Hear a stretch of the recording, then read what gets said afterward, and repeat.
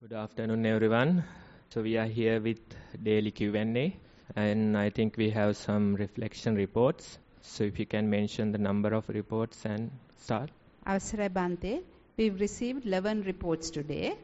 Report number 1, Theruvan Saranai. Dear Bante, I wish to report my walking meditation as follows. Walking meditation. Selected a suitable sand walking path. Kept my mindfulness on the feet. Standing in one corner, I started walking.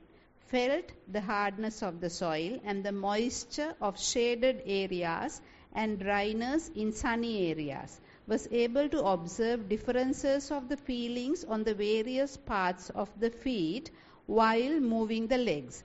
Also could hear various sounds and noises. However, tried to keep my attention on my primary objective, the feet. However, with the walking, mind started thinking on a program I watched on the TV, and in few moments recovered my senses and started walking. Walked for about 30 minutes, trying to keep my mind mindfully as much as possible. Thank you. Yes, so that's a good start. Now, when you start practicing, it is natural that probably daily encounters, certain things happen at home, these things start coming. It's like catharsis. These memories, these thoughts and certain kind of thinking, planning, they appear. But among all these things, we continue the walking process. That's what important. You have to allow your mind to settle down naturally. And when you continue for a while, it is naturally settling down. Especially probably the first day, it takes some time for your mind to settle down. But when you continue a retreat for maybe like 3 days, you realize towards the end, you become increasingly peaceful. So that is the nature. Don't try to fight it too much. Instead, allow these thoughts to come and go. Allow the storytelling to happen under the light of mindfulness. That's what you have to do.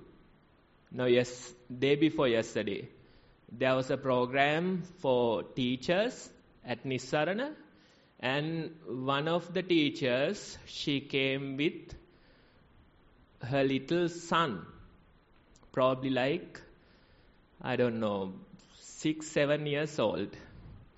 And during the walking meditation, this little child, he was walking like anything. Not actually walking, running. And making noises. Going towards each and every person and, talking something, telling something.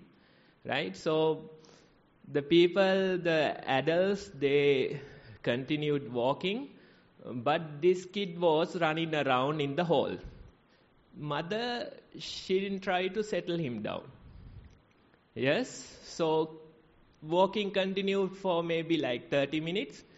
And towards the end of it, the child was exhausted and he was slowly walking. Right? And soon after the walking, he sat down. He had to take some water and probably some sugar because of all the running. His sugar was probably low. Yes. So our mind, it is like that child. You try to stop the running, the mind will go crazy. Instead, let it run. Let it run here and there, go crazy, and naturally the mind will settle down. So as a parent, you have to know that art. If you try to stop that child, then he will go crazy, do even more harm. But this mother, she allowed him to run as freely as needed. And he was doing all the talking, disturbing everyone. But towards the end of the session, naturally he calmed down. Same goes for our mind. Allow the thoughts to come and go. Allow the mind to go crazy. And when you allow that, you realize naturally it settles down and it settles down to the primary object. Naturally you start to feel the feet, naturally you start to feel the breathing. That's the way when you practice meditation. So it's okay to have these thoughts, memories, planning certain incidents. That's fine. Naturally the mind will settle down, and it will settle down to the primary object. That's what you have to experience. Report number 2, Most Venerable Bhante. Sitting meditation. Primary object, breath at nostrils. Details. Initially notice long breaths, and then it becomes short and very short after about 10 minutes. Feels the in-breath towards the inner side, which is closer to the face, and out-breath closer to the outside. Then breath disappears. Then I observe touch points, leg touching the ground, back touching the chair, etc. With time, that too would disappear. Thereafter, in different sittings, different experiences occur. Example, 1. Bright light appears and everything becomes it and feel the light. That awareness of I is within that light. 2. Everything gets integrated to the environment and everything is dark and awareness is there, but not sure whether that awareness is identified as I. 3. Sometimes different questions appear, like someone is asking. It seems I am trying to provide answers, but I don't know what the incidents and hence can't remember anything after the meditation. Insights. Although we follow the same steps, outcome can be very different.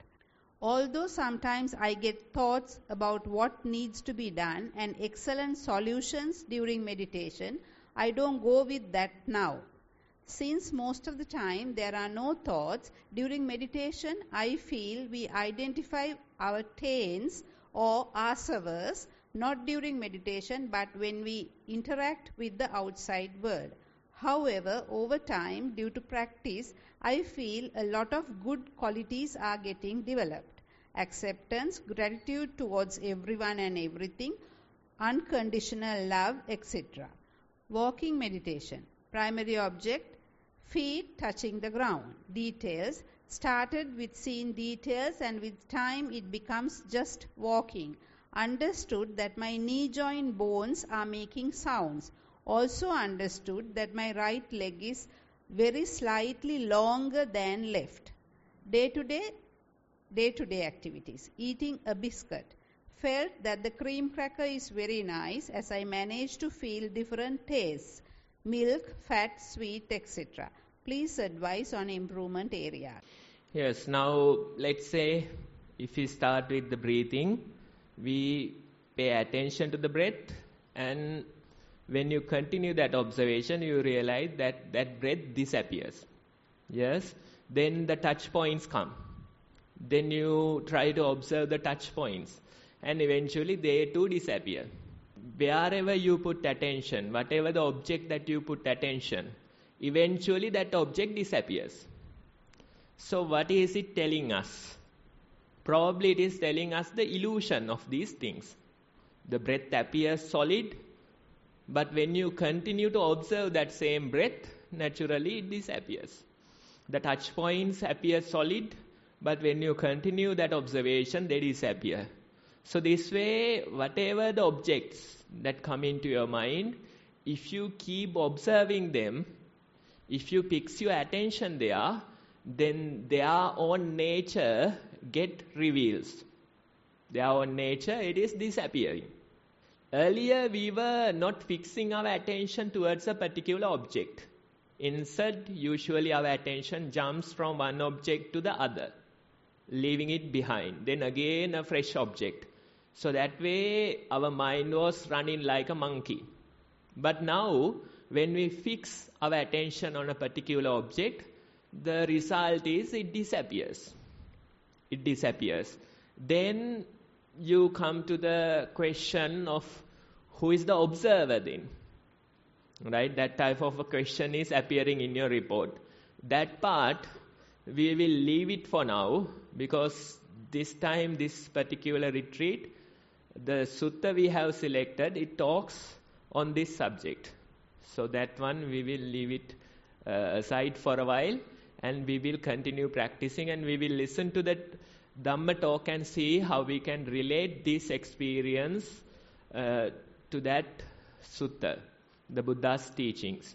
And certain colors appear, certain other things appear, but everything shows their true nature when you continue your practice.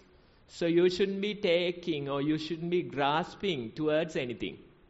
You start grasping towards breath, but it disappears.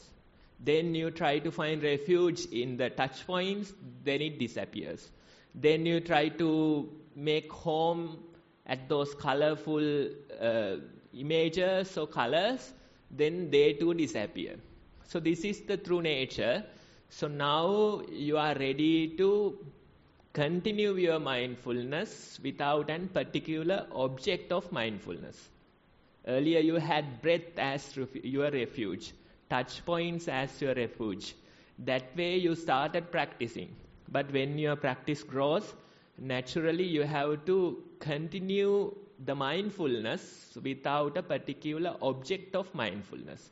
The objects change, but the mindfulness is intact. That ability is slowly developing. This is the process. It's a painstakingly long process, but we have to go through it. Do the walking, do the sitting, approach daily activities, and continue that during these days, and we will see how we can discuss more. And the solutions, I remember last time also mentioned that these solutions come in the walking and sitting. It feels like we need to write them down quickly, right? That is a good way to get caught in the same process. Instead, we acknowledge the solutions, we let them be, and we continue our practice. If it is meant to be, it will come later to your memory when it is needed. We are not running after those solutions. If we start running after them, then that becomes a trap. If it is meant to be, then it will come at the right time. So acknowledge them, let them go, and continue your practice. Report number 3. Most Venerable Bhante. Sitting meditation. Primary object is breathing. I observe breathing. When I look at my breath, I see my breath touches nostril. I couldn't differentiate in-breath and out-breath. Only the touching sensation of breath was identified. Few thoughts came and heard the sounds, but I am aware about them. After 20 to 25 minutes, my mind went away with thoughts. Then body shook and again came to the body. When the mind came to the body from a thought, it was stopped shaking. This happened few times. After breath was disappeared, I heard sounds and felt some vibrations of the body. I was aware of everything happening around me. Walking meditation. I observed the sensation of my feet. When the feet touches the ground, I felt tightness. I observed one area of the right foot having the tightness rather than the left foot. After few minutes, mind went away with thoughts again. Again it came to the body. Same thing happened few times. One time when mind came to the body, face muscles were tight. At that moment, when I noticed it, it was relaxed naturally. Then I see my walking without observing lot of sensations. Thank you. Theruvan Saranai. Yes, so good observation. Now, when the mind comes back to this body, certain things appear. Sometimes jerks like things you are experiencing, this type of shaking you are experiencing, and certain tightness you are experiencing. So only after returning to your body, you are experiencing these things. While being elsewhere, you don't have the problem. You don't have the problem of the body, or the weight, or the jerks in it, or tightness in it. Only during the mindful moments, returning to the body, you are experiencing these things. So in a way, it's a sign that you have returned to your body. Earlier you were mindful probably of a thought or some other process. Now you have returned to the body. Right? So being grounded, those are signs of being grounded. So it's okay for that to happen. It's a good thing for that to happen. Usually our minds, they are not grounded. But when we start practicing, the most important thing is that we get grounded more and more. We start to feel the breathing every now and then. Even during a busy day, you start to feel your steps every now and then.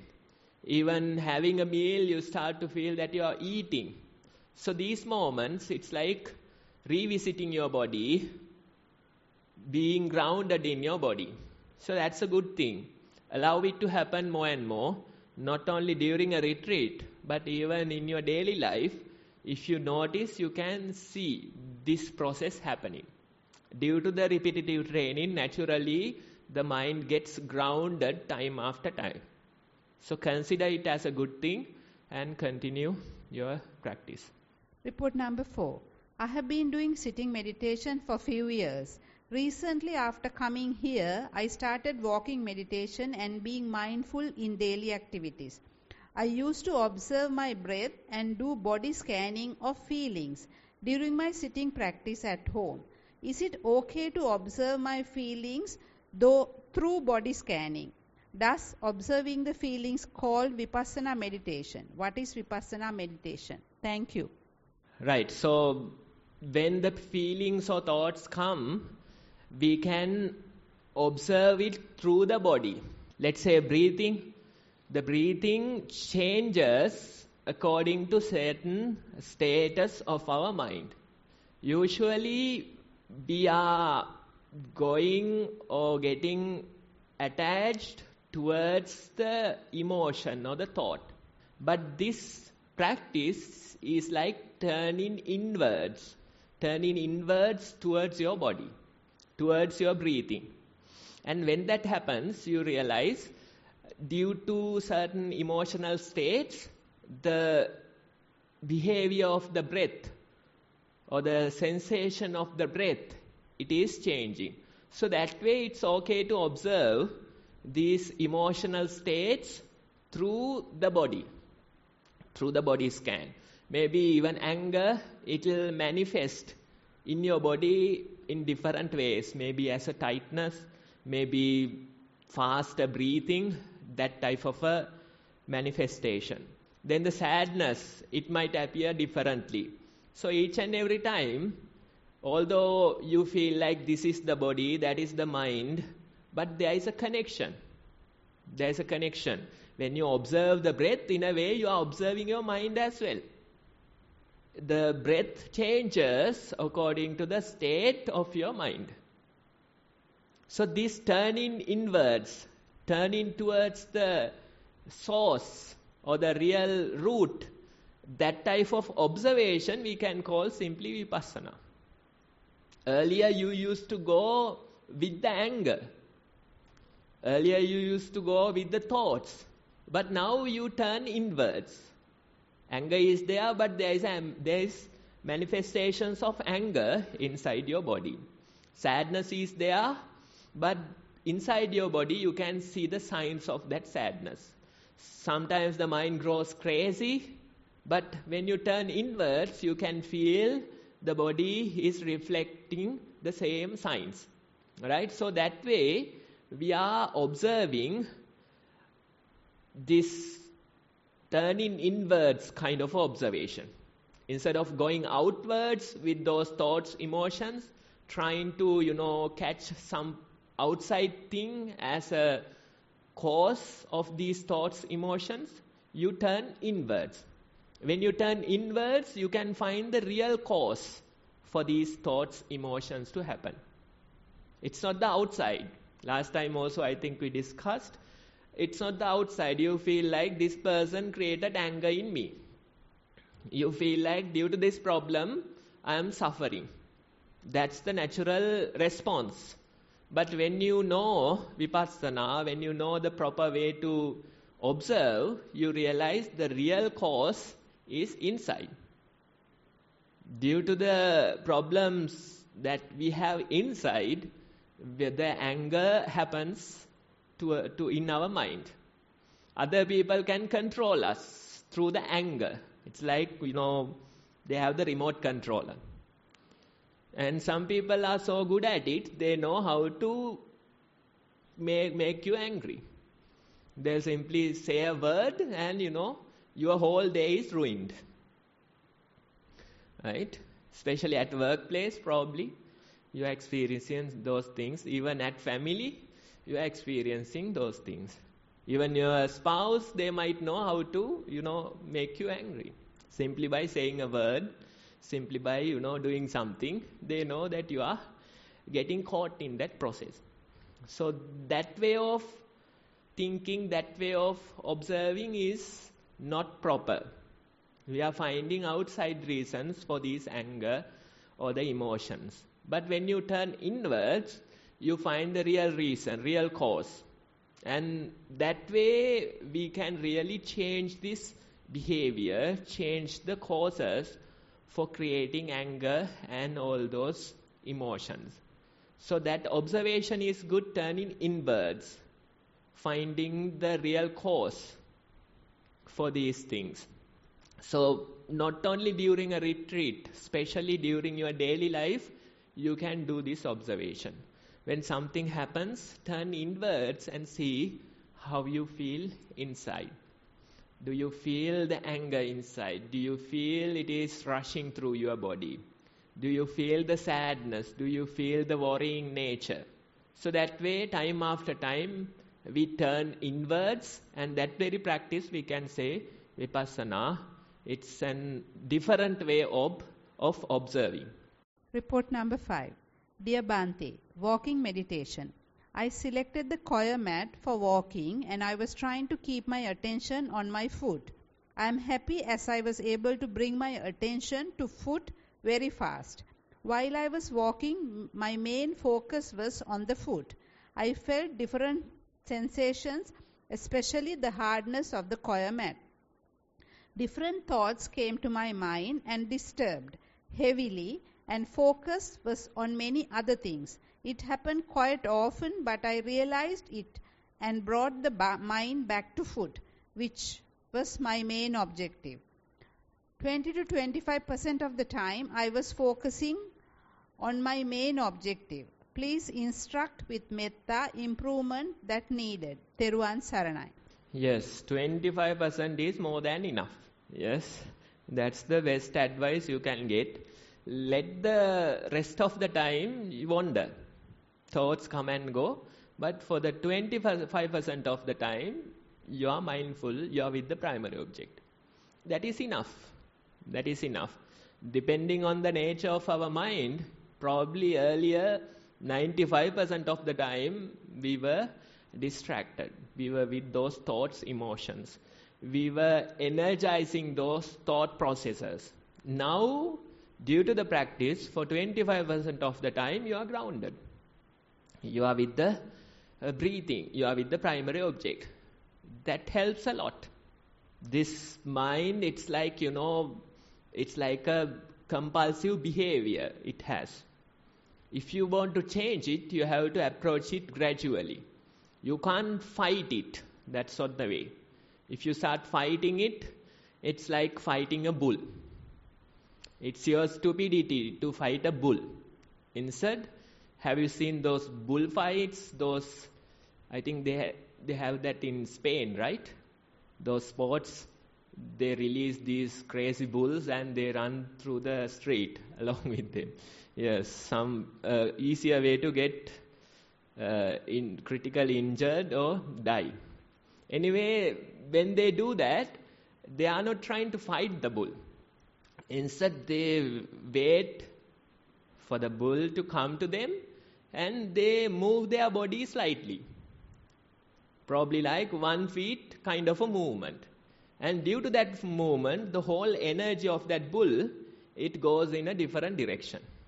Again the bull comes, targeting this person. Again he jumps. Waiting till the last moment, he jumps into a different direction. And that type of a way is much better, dealing with the bull.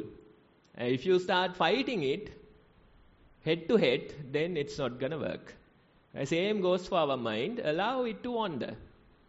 But every now and then you can simply be grounded. Simply observe your primary object.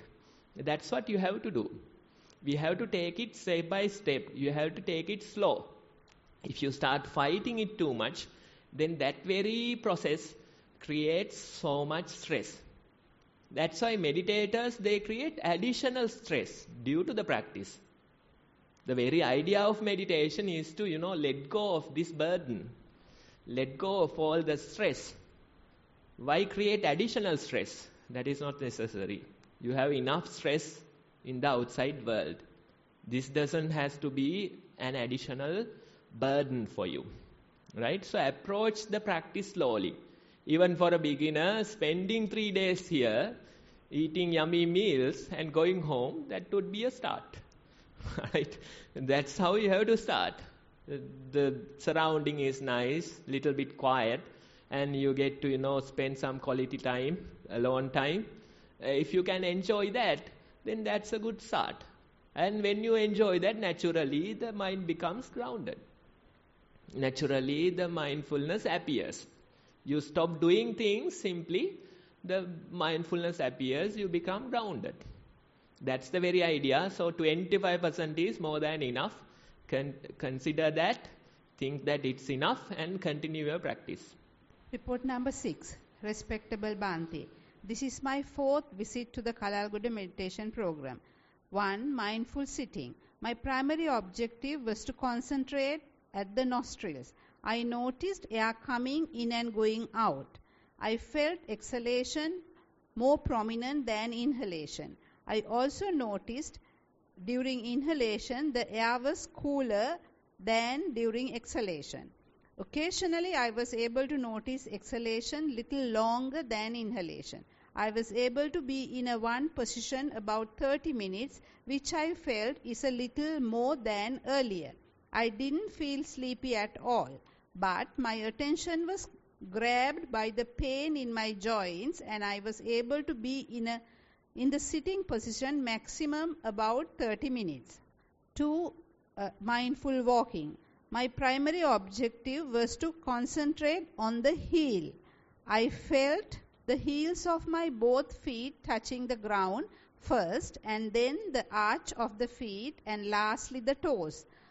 Compared to earlier, I felt the hardness of the sand compared to the choir mat. When walking on the sand, I felt the pieces of big stones touching my soles, and also in certain areas, due to some wetness, I felt my feet were sinking to the ground. Walking on the choir mat, I felt the hard knots of the mat. Very occasionally, today I noticed my body moving forward without my knowledge. I felt this only for few seconds.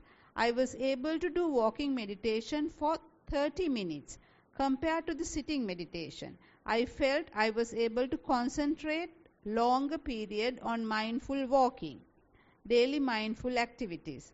Compared to earlier, I was able to concentrate longer period on my daily activities like having tea, having meals, and washing my feet.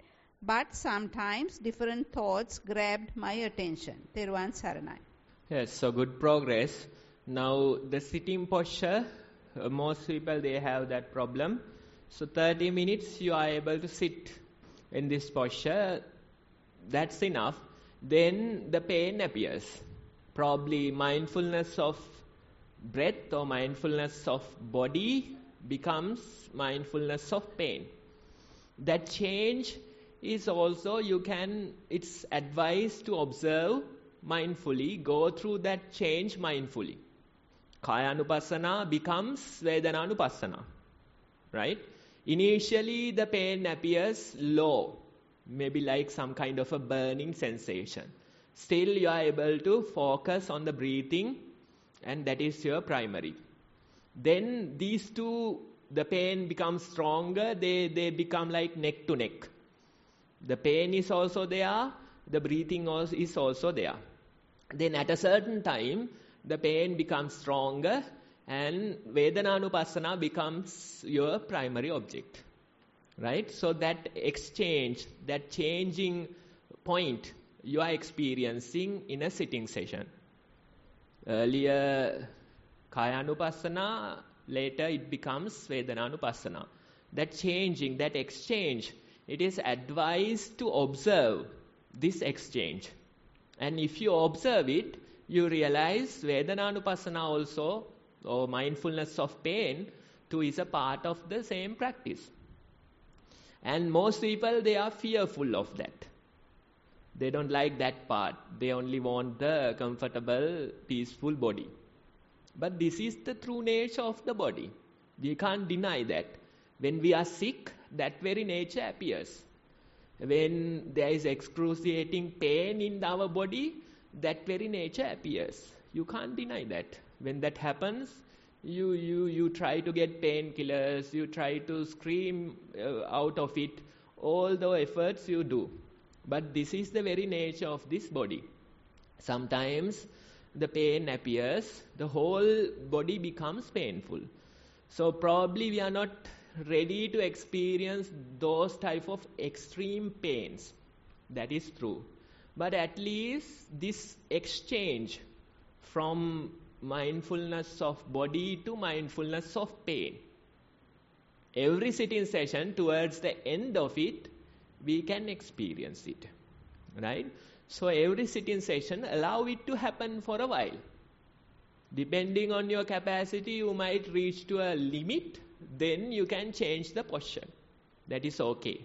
But we advise you to go through that change mindfully, see how the mindfulness of breath is gradually becoming mindfulness of pain.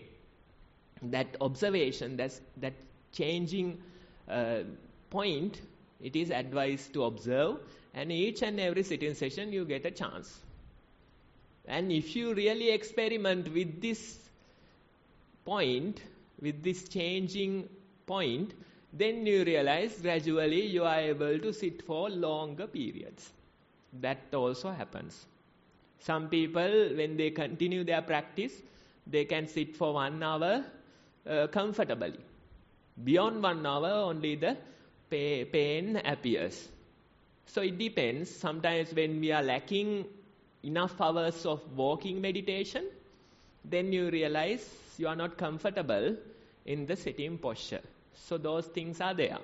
Even I myself these days, I didn't do much of the walking past few weeks. So I am experiencing troubles in my sitting posture. It is not so comfortable as it used to be. Why? Not enough walking, not enough exercise or balance in the body. And you do yoga, you can do those lotus flexibility exercises. If you ask them, they will simply do 5-10 minutes of lotus flexibility. Those exercises will teach you how to create flexibility in your body. That way we can continue the practice 30 minutes in the same posture. Yeah, that's a good achievement. Gradually try to experience the point where this mindfulness of body is changing to mindfulness of pain. That change you have to observe time after time. After the change, after a few minutes, when you reach your limit, you can simply change the posture mindfully. Report number 7, sitting meditation. Focus on breathing, movement of the belly. Able to concentrate on 10 to 15 breaths, with noticing exhalation is much longer than the inhalation. Felt physical sensations such as swaying or head rotation. Later, mind started moving from thoughts to thoughts. After sitting on 50 to 70% of the total period, found difficult to be on the same posture. Wanted to change the posture. Walking meditation. Focused on feet touching the floor. Felt ball of the foot touches the floor. Felt very hard surfaces and a numbness. Right leg calf muscle gets some tightness. Thero. Yes, so I think you were listening earlier. We mentioned certain things that is also related to this report. So with that, we move forward. You continue your practice like that. Report number 8, Venerable Bhante, walking meditation. Walk without noting and I am aware of the touch sensation. Walking is effortless. Thoughts appears. Stay for a while and disappears. Mindfulness switched between the thoughts and touch sensation. Stress-free and relaxed while walking. Sitting meditation. Mindful of the breath. After a while I notice the arising and passing of thoughts. Some thoughts stay for a little while if I like or dislike it. Then the thought becomes less and goes to the empty state. Come out of this state to a distant thought. Day to day, I am mindful of the thoughts that arise in the mind. Some feed the ego. I notice irritations when I hear harsh words. Jealousy arising with one or two people occasionally for reasons I don't know, but it passes away quickly. When I have to socialize with relatives or close friends, I notice the thoughts increase in the walking, and I don't go to the empty state after a social gathering. I don't like to socialize, but I can't seem to say no to people who have helped me. How can we protect our mind, Bhante, from these unavoidable social gatherings of family? Please advise me, Bhante. May Bhante attain nirvana in this life itself. Yes, so the approach towards the practice is good. You do the walking, sitting and daily practice. And I like your approach in the walking. You don't stress yourself too much. Simply allow the natural walking to continue, and in that walking you can be mindful. That's the very idea. Even sitting, same approach goes. Even the daily life, you can have that same approach. You have to continue, you have to do certain responsibilities. You can't avoid them. But do them and simply keep this observation. Jealousy arises time to time. Certain other emotions arises. After social gatherings, you can feel that your mind is so noisy. So all these things you have to continue this practice and simply keep watch. Keep the observation. That's the very idea. Now you might remember, I think last time we did that sutta. It talks about how to create proper solitude. Now in your report you are telling the solitude is distancing yourself from these social gatherings. But Buddha would not agree. He would say, of course, you can distance yourself, but that is not the proper solitude, Buddha is saying. What is the proper solitude? Proper solitude is solitude from attachment in your mind. So when you see the likes, dislikes, when you see the jealousy, when you see the noise in your mind after those gatherings, then that's the way to find proper solitude. That's the way to find correct solitude. Solitude from attachment. Yes, due to the attachment, all these things arise. The jealousy or the likes, dislikes or noise in your mind, these things arise due to the attachment. So if you want to find the proper solitude, then this observation is the way. Otherwise you can be far away in a forest, but still you are with a second person. Your mind is not peaceful. That's the way. That's the issue. Right? You can simply go to a far away location. You can simply go to a forest. But you are with a second person. You are with attachment. Your mind is not peaceful. Right? So don't try to avoid these gatherings.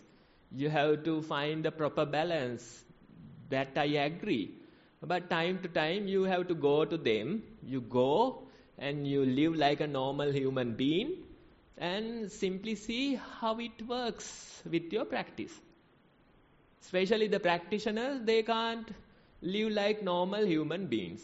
They can't go to social gatherings and deal with other people. Earlier they were talking fine, now they are like a mute. Earlier they were dancing, now it's slowly, mindfully, silently they are moving in that function. That's not necessary. Simply live like a normal human being and see whether you can change this mind. Not some kind of a weird behavior. That's not the way. Right? So these opportunities give you a chance to observe. I'm not suggesting that you do them 24/7. That's not the idea. Instead, every now and then there is this responsibility, you must go. And when you go, it's a good chance for you to see how your practice works. Otherwise, if you try to go away from these things, if you try to create distance from these things, you feel that you are improving, but that's not the real improvement. You have to find the proper way of the practice, and this very approach is the way. But you have written in the report, that's the proper approach. Every now and then you go to such function and see how your mind behaves. You can see how it comes in your practice. And time after time you can see jealousy and other emotions appearing. You can see likes and dislikes. That type of observation you have to continue for a long period. Report number 9. Meditation report. Title: Sitting Meditation. Primary object: concentration on rising and falling movements of the belly. Details observed. Although it was all right at the beginning, maybe after about 3 minutes the thoughts were wandering. The office work and sometimes music came into mind. Had to reconcentrate on belly movements many times. Walking meditation. Primary object: walking on the choir mat and walking path. Details observed. Pressure on the feet was observed. I felt it easier to concentrate on the pressure on the feet compared with sitting meditation. Where does the attention go? Sound of vehicles going on the road. Thero and Saranai. Yes, so you get music in you, right? In a way you can enjoy that moment. There is music. Even at Nissarana sometimes we can hear music from the village. Certain occasions they do it so loud we can even hear from the forest. And when that happens, if you are walking, simply you walk according to that rhythm. Yes, there is music, and according to that rhythm, naturally the body walks. That happens. Some people, they hate it so much, they can't even continue their practice because there is outside music.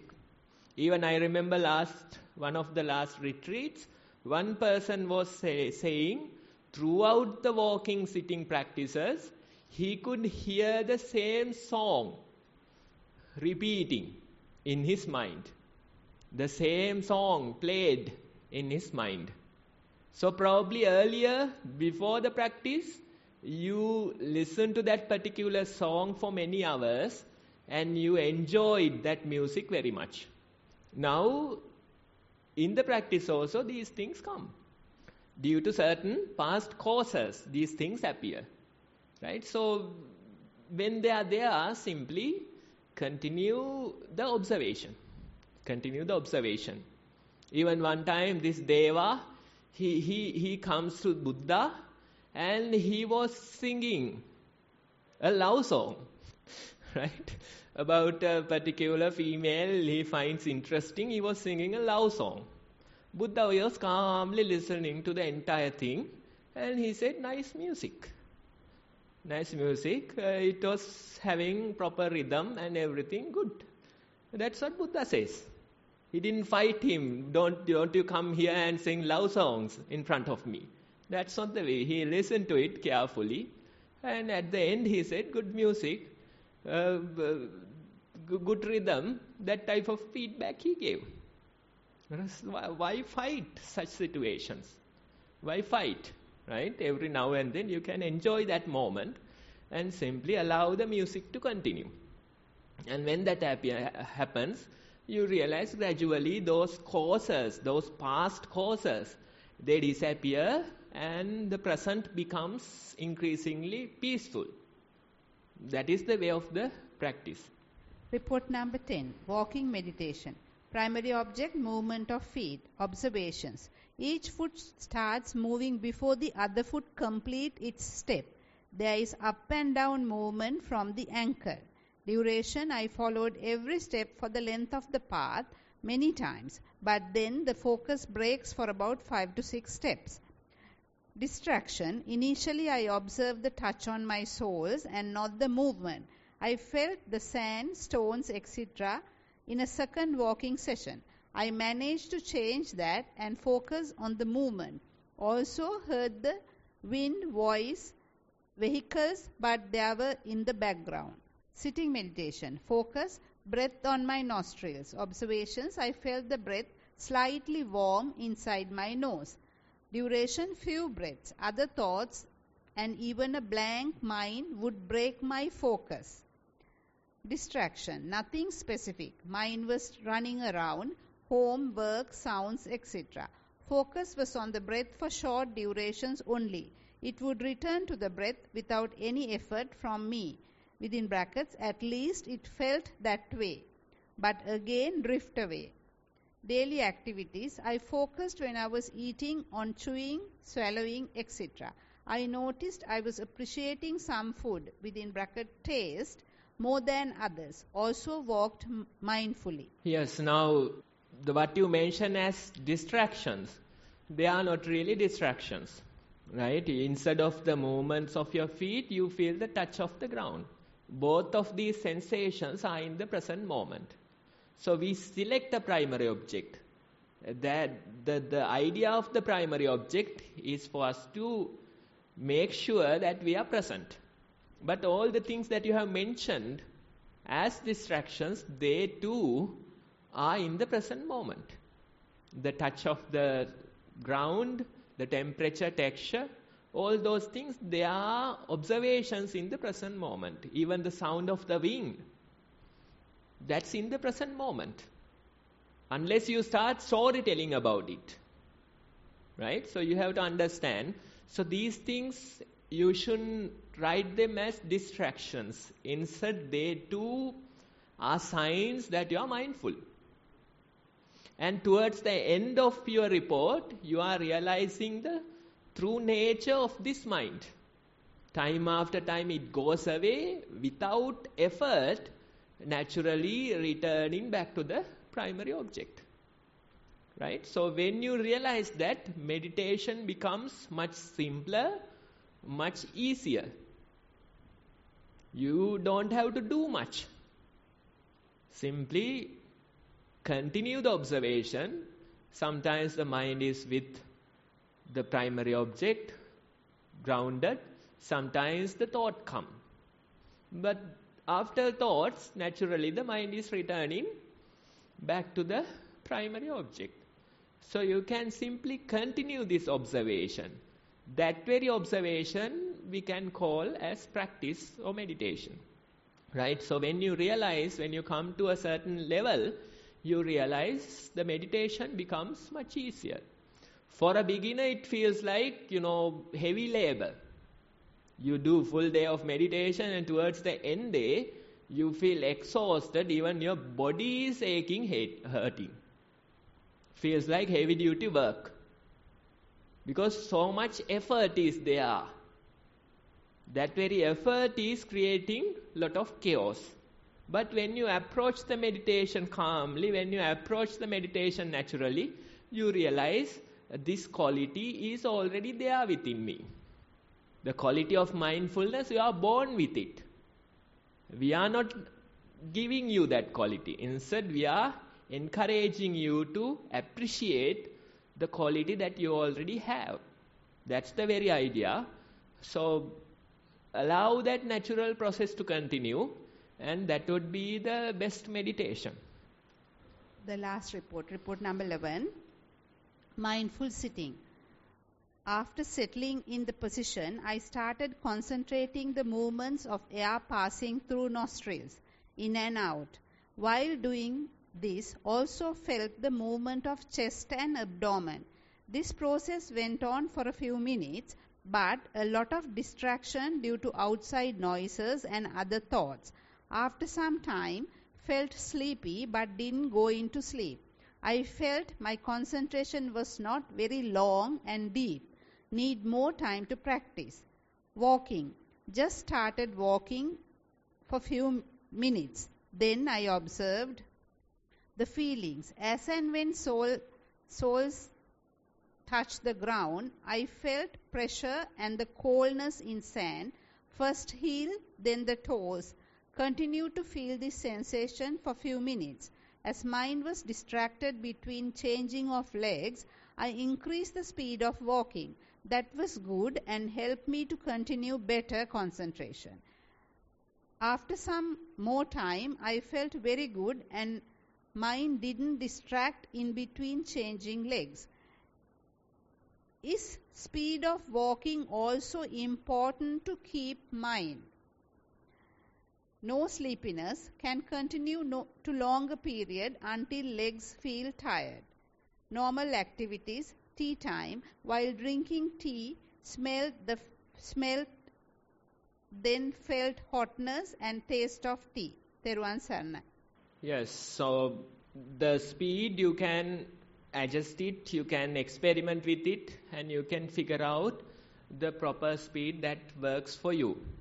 You can try faster phases and you can try slowing it down, and naturally you figure out, if I walk this way, it is more natural to my body and I am able to be more mindful. Even some people, they walk backwards. That too is a nice way to experiment, unless you slip and hit your head. That's a different thing. But walking backwards, try to see walking forward and reversing. Which way takes more mindfulness? Yes, when you walk forward, you see the path, you are familiar with that walking, so it takes less mindfulness for you to continue. But when you walk backwards, you are at risk, and you have to probably place each and every step mindfully in order to create that proper balance. Same goes for other activities. Instead of brushing your teeth with the prominent hand, try to brush with the other hand. Then you realize each and every movement you have to make it consciously in order to complete that activity. Probably it might take 15 or so minutes, but still it's a nice way to understand how to be mindful during these activities. Lot of things we are running with that autopilot mode. We are so used to it, the machine works. But now we are changing it for a while and seeing how that change allows us to be more conscious, more mindful. That way you can experiment and don't worry about the concentration. It is gradually developing. That development is there in your own report. How you start and how you end. That development is there. Whatever you have, that's enough. Now even that there is that story about someone asking a teacher, Bhante, I feel like I don't have enough merits in order to continue this practice. Bhante, I feel like I don't have enough concentration in order to continue this practice. Bhante, do I have enough wisdom in order to continue this practice? So this person is asking all these type of questions. Finally, the teacher answers, if you are able to ask so much questions, you have enough. Enough merits is there, enough concentration is there, enough wisdom is there, simply continue the practice. Yes, that person is able to ask so many questions, so you have enough. Right?